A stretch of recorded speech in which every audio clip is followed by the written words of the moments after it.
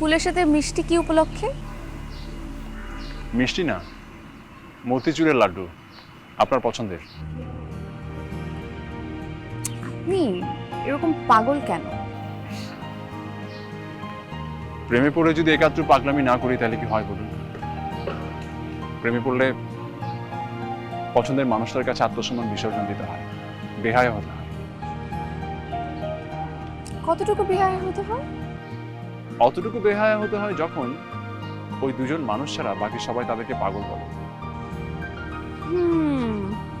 এগুলো না টিনেজারদের ক্ষেত্রে মানায়, আপনার আর আমার বয়সে মানাবে না। প্রেমে পড়ার অনুভূতি সব বয়সের ক্ষেত্রেই এক, প্রেমে পড়েই দেখুন। আর যারা দ্বিতীয়বার প্রেমে পড়ে? আপনি যদি প্রথমবার কাউকে ভালোবেসে দ্বিতীয় কারো প্রেমে পড়েন তাহলে বুঝে নেবেন প্রথম জন আপনার উপযুক্ত